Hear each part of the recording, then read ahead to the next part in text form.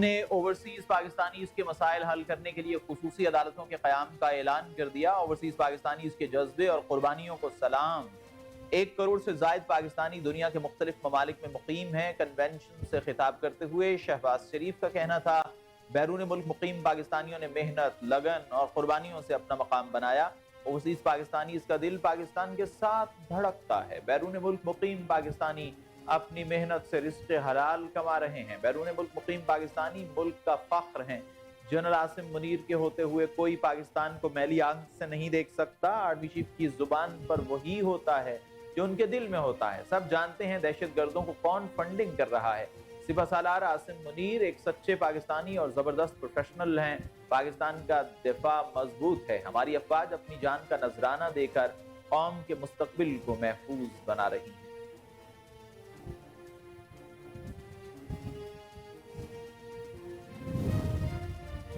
کیا مٹھی بھر دہشت گرد پاکستان کی تقدیر کا فیصلہ کر سکتے ہیں؟ دہشت گردوں کی 10 نسلیں بھی بلوچستان اور پاکستان کا کچھ نہیں بگاڑ سکتی۔ بلوچستان پاکستان کی تقدیر اور ہمارے ماتھے کا جھومر ہے۔ Army chief general Asim Munir کا اوورسیز پاکستانیز کنونشن سے خطاب۔ کہا، اس ملک کے غیور عوام افواج پاکستان کے ساتھ کھڑے ہیں۔ فوج ہر مشکل سے بآسانی نبرد آزما ہو سکتی ہے۔ جو لوگ برین کا بیانیہ بناتے ہیں وہ جان لیں یہ برین نہیں بلکہ برین گین ہے۔ بیرون ملک مقیم پاکستانیوں کے جذبات سے متاثر ہوں۔ یقین دلاتا ہوں آپ کے لیے ہمارے جذبات اس سے بھی زیادہ مضبوط ہیں۔ اوورسیز پاکستانی صرف پاکستان کے سفیر ہی نہیں، وہ روشنی ہے جو پورے اقوام عالم پر پڑتی ہے۔ بیرون ملک پاکستانی برین گین کی عمدہ ترین مثال ہیں۔ ہم پاکستان کو اس مقام پر لے جانا چاہتے ہیں جس کا خواب قائد اعظم نے دیکھا تھا۔ کشمیر پاکستان کی شہرگ تھا، ہے اور رہے گا۔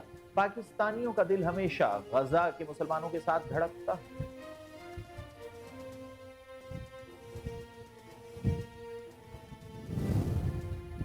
فچ نے پاکستان کا معاشی آؤٹ لک منفی سے مستحکم قرار دے دیا۔ عالمی credit rating agency Fitch Pakistan کی طویل مدتی غیر ملکی قرضہ جاتی ریٹنگ میں بہتری کرتے ہوئے اس کو CCC+ سے بڑھا کر B- کر دیا۔ پاکستان کی کرنسی کی ریٹنگ بھی B- کر دی گئی۔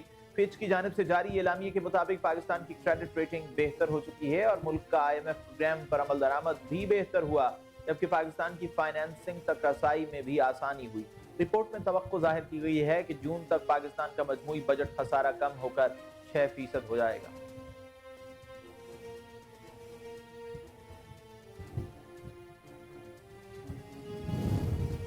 وفاقی وزیر خزانہ محمد اورنگزیب کہتے ہیں کہ فچ کا ملکی ریٹنگ کو CCC+ سے B- کرنا ہماری پالیسیز پر اعتماد کا اظہار ہے۔ فچ ریٹنگز نے 3 سال کے طویل عرصے کے بعد پاکستان کی ریٹنگ کو اپ گریڈ کیا ہے اور ہمارے معاشی آؤٹ لک کو مستحکم قرار دیا ہے۔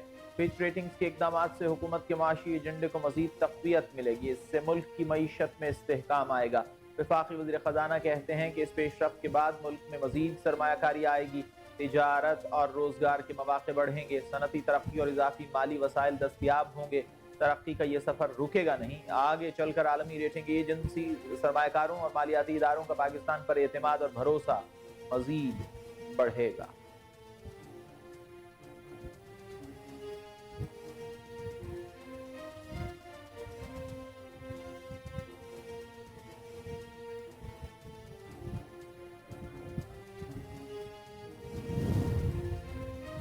مشرقی لیبیا کے قریب تارکین وطن کی کشتی کو حادثہ، 4 پاکستانیوں سمیت 11 افراد کی لاشیں نکال لی گئیں۔ FIA حکام کہتے ہیں کہ 4 پاکستانیوں میں سے 3 کا تعلق منڈی بہاؤالدین اور 1 کا گوجرانوالہ سے ہے۔ کشتی لیبیا سے تارکین کو لے کر یونان جا رہی تھی۔ کشتی الٹنے کا واقعہ 12 اور 13 اپریل کی درمیانی شب پیش آیا۔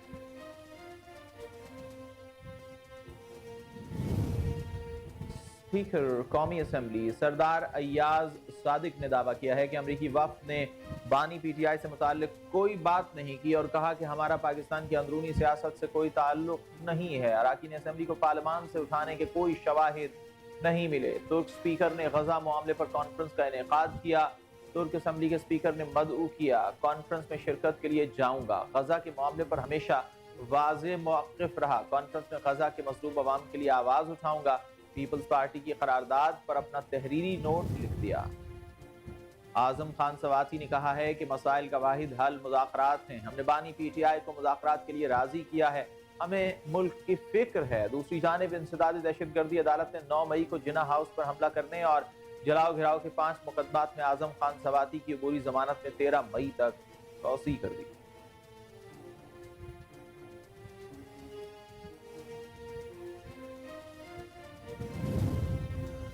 बानी पीटीआई हर किस्म की डील को रद्द कर दिया। बैरिस्टर गौहर की अडियाला जेल के बाहर मीडिया से बातचीत कहते हैं, आज भी बानी की फैमिली से मुलाकात नहीं हो सकी। मुझ समेत 5 वकला की बानी से मुलाकात हुई। बानी ने कहा किसी को मुज़ाकरात की इजाजत नहीं दी और न ही अपने लिए मुज़ाकरात के लिए किसी को इख्तियार दिया है। बानी की बहनों से मुलाकात न कराना अदालत की तौहीन है। हम तौहीन अदालत की दरख्वास्त दायर करेंगे।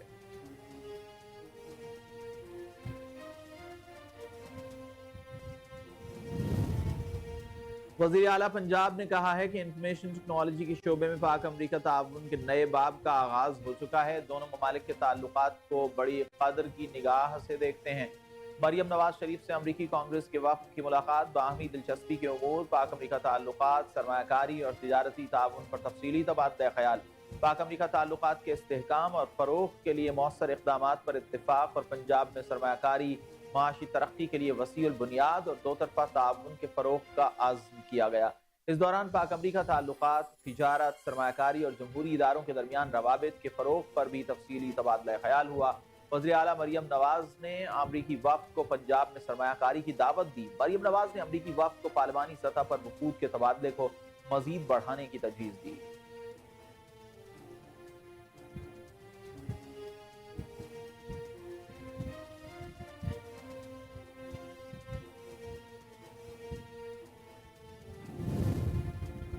वज़ीर आला पंजाब से इकोनॉमिक कॉरपोरेशन ऑर्गेनाइजेशन के 25 रुकनी वफ़द की मुलाकात। वफ़द में Tajikistan, Uzbekistan, Turkiye, Kazakhstan, Uzbekistan, Iran, Azerbaijan और पाकिस्तान के ईसीओ में मुस्तकिल मंदूब शामिल थे।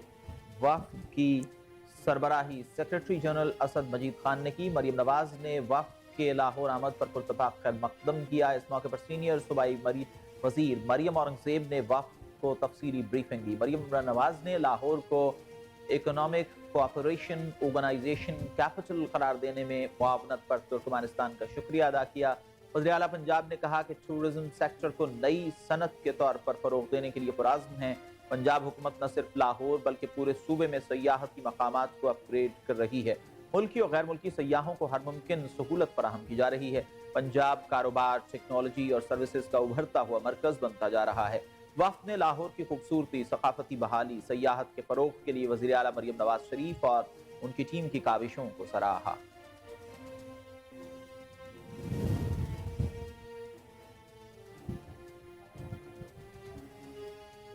चीफ जस्टिस ने कहा है कि 9 मई के तमाम केसेस पर ट्रायल 4 माह में मुकम्मल करने का एक ही मरतबा ऑर्डर जारी करेंगे। जस्टिस याहिया अफरीदी की सरबराही में सुप्रीम कोर्ट के 3 रुकनी बेंच ने 9 मई मुकदमात में नामजद मुल्ज़िमान की जमानत मनसूखी के लिए अपीलों पर समाअत की। अदालत ने सेनेटर एजाज चौधरी की दरख्वास्त जमानत पर पंजाब हुकूमत को नोटिस जारी कर दिया। हाफिज फरहत अब्बास को जुमेरात तक गिरफ्तार करने से रोक दिया गया। वकील बाबर आवान ने बताया कि 4 माह में ट्रायल मुकम्मल करने के हुक्मनामे से कारकुनान को मुश्किलात पेश आ रही हैं। चीफ जस्टिस ने रिमार्क्स दिए कि यह हमारा काम नहीं है कि तय करें अदालत कहां होगी, ये ट्रायल कोर्ट्स ने खुद तय करना है।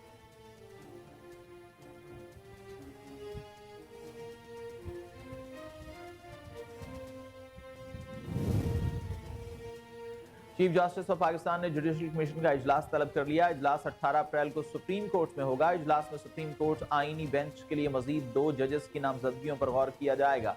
Chief justice Balochistan high court नामजदगी के लिए 2 मई को भी इजलास तलब कर लिया गया। इजलास में chief justice Balochistan high court के लिए जजेस के नामों पर गौर होगा।